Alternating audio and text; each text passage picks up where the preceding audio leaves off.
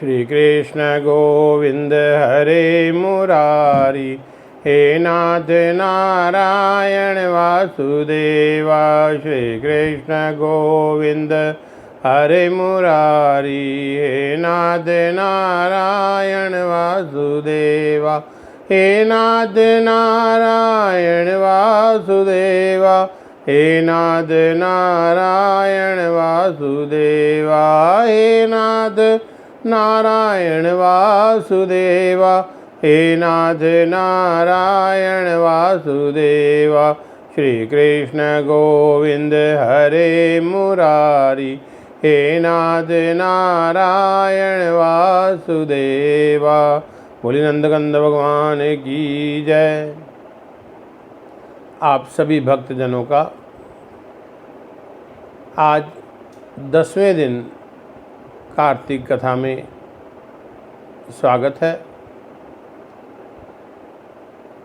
आपसे पहले भी निवेदन किया है कि इस चैनल को सब्सक्राइब करें, लाइक करें और शेयर करें।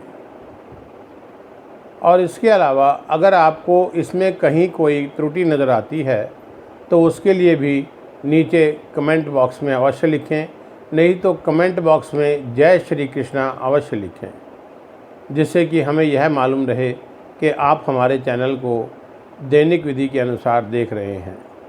जय श्री कृष्णा। आइए प्रारंभ करते हैं कथा। पृथु राजा बोले कि हे नारद, कार्तिक मास का व्रत करने वाले लोगों को आपने बहुत उत्तम फल कहा। अब तुलसी महात्म्य में कहो। नारद जी बोले कि पूर्व काल में सह्याद्री देश में करवीपुर नाम के ग्राम में धर्मदत्त नाम का ब्राह्मण हुआ। वह ब्रह्मा को जानने वाला, हमेशा पूजा पाठ में लगा रहने वाला, ओम नमो भगवते वासुदेवाय इस मंत्र में निष्ठा रखने वाला और अतिथि प्रिय था। अतिथि स्थान मित्र को एवं गांव वालों को नहीं मानता था, ना ही देखे वाले को अद्भुत पूजनीय अतिथि काल में आए हुए को पूजता था। विश्व देवों के पूजने के अंत में जो कोई आए उसी को पंडित जन अतिथि कहते हैं, चाहे चोर, चांडाल, शत्रु व मित्र के मारने वाला कोई भी होए। जिसके घर में अतिथि निराश जाता है वह अतिथि अपना पाप दे जाता है, घर वाले के पुण्य को ले जाता है। जो पुरुष घर में आए थके हुए अतिथि का पूजन करता है तो उसे बैल सहित गोश्त के दान तुल्य फल होता है। यह बात निश्चित है। कार्तिक में धर्मदत्त नाम का ब्राह्मण विष्णु जी के जागरण के अर्थ एक प्रहर रात रहे विष्णु जी के मंदिर को गया। पूजा का सब सामान लिए रास्ते में ब्राह्मण ने सामने से आती हुई भयंकर शब्द वाली राक्षसी को देखा। टेढ़े दांत, चंचल जिह्वा, लाल नेत्र, नग्न, सूखी, लंबे होठ और घुरघुर शब्द वाली राक्षसी को देखकर डरे हुए धर्मदत्त ने तुलसी के जल से उस राक्षसी को मार डाला। उस राक्षसी का पाप दूर हो गया और पूर्व जन्म की सुध उसे हो गई। तब धर्मदत्त को प्रणाम कर वह अपना हाल कहने लगी कि पूर्व कर्म से मेरी ऐसी दशा हुई। हे ब्राह्मण, अब मैं कैसे उत्तम गति को प्राप्त हूँ? धर्मदत्त बोला कि किस कर्म से तुम्हारी ऐसी दशा हुई? तुम कौन हो सो कहो। कलह बोली कि सौराष्ट्र नगर में भिक्षु नाम का ब्राह्मण था, उसकी मैं पहली स्त्री कलहा नाम की दया रहित हूँ। कभी वाणी से भी पति का शुभ नहीं किया। मीठा अन्न पानी फल कुछ नहीं दिया। लड़ाई मुझे प्यारी थी।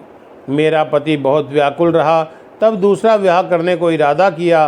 तब हे ब्राह्मण, मैंने जहर खा करके प्राण छोड़े। इसके ऊपर यमराज के दूत मुझे बांध के यमराज के पास ले गए। यमराज ने मुझे देख करके चित्रगुप्त से पूछने लगे कि हे चित्रगुप्त, इसने क्या क्या कर्म किए हैं? देखो यह शुभ या अशुभ कर्मफल को प्राप्त हो। चित्रगुप्त हमको धमका करके बोले कि इसने कुछ शुभ कर्म नहीं किया। मीठा अन्न आप खाया, पति को कभी नहीं दिया। यह पति के साथ द्वेष करने वाली, लड़ाई करने वाली है।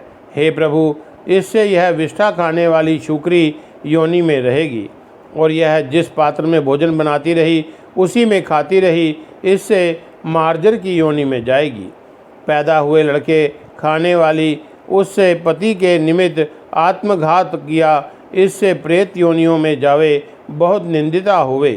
कलह बोली, सो मैं 500 वर्ष से राक्षसी हूँ, भूख और प्यास से पीड़ित किसी बनिया के शरीर में रह करके दक्षिण देश में कृष्णा और वेणी नदी के संगम में आई, और ज्यों तीर में बैठी त्यों बनिए के शरीर से शिव और विष्णु के दूतों ने मुझे खींच कर निकाल दिया। तब घूमते घामते आप मिले, आपके हाथ में तुलसी और जल से मेरा पाप गया। महाराज, मुझ पर कृपा करो, कैसे मुझे उत्तम गति प्राप्त हो? 3 उग्र योनि से, प्रेत योनि से कैसे मुक्त हो पाऊंगी? धर्मदत्त बोला कि तीर्थ दान व्रत से पाप दूर होते हैं, वे प्रेत की देह में नहीं हो सकते। तुमने जो देखा, तुमको देख करके हमारा मन बहुत दुखी है। तुम्हारा पाप बहुत उग्र है, थोड़े पुण्य से नहीं नाश होगा। इससे हमने जन्म पर्यंत जो कार्तिक व्रत किया है, उसके आधे पुण्य के प्रभाव से तुम उत्तम गति को जाओ, क्योंकि कार्तिक की व्रत की समता को यज्ञ दान व्रत तीर्थ प्राप्त नहीं कर सकते।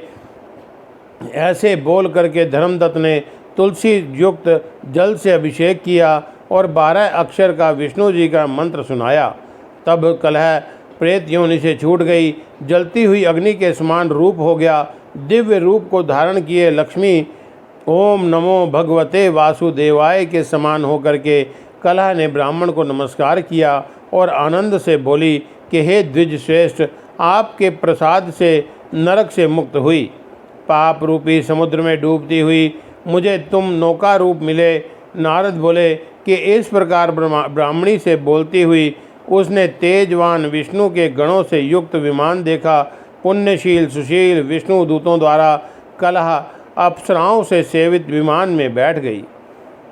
विमान को देख करके धर्मदत्त विस्मित हो उठा और पुण्यशील सुशील गणों को देख करके जमीन में दंडाकार प्रणाम किया।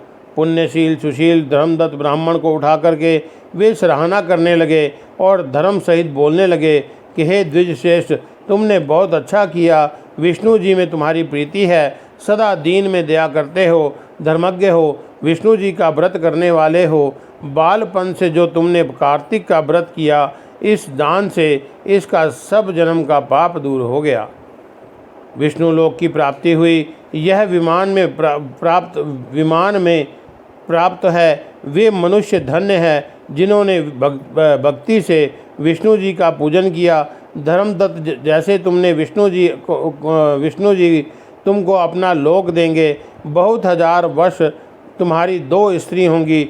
जब पुण्य समाप्त होगा तब पृथ्वी पे जन्म लोगे। सूर्यवंश में राजा दशरथ होंगे, 2 स्त्री होंगी। तीसरी राजा दशरथ की स्त्री यही कलह केकई होगी। वहाँ भी तुम्हारे पुत्र विष्णु जी अर्थात राम नाम निकट रहेंगे। बोलिए नारायण भगवान की जय। श्री कृष्ण गोविंद हरे मुरारी, हे नाथ नारायण श्री कृष्ण गोविंद हरे मुरारी, हे नाथ नारायण वासुदेवा, हे नाथ नारायण वासुदेवा, हे नाथ नारायण वासुदेवा। श्री कृष्ण गोविंद हरे मुरारी, हे नाथ नारायण वासुदेवा। बोलिए नंदकंद भगवान की जय।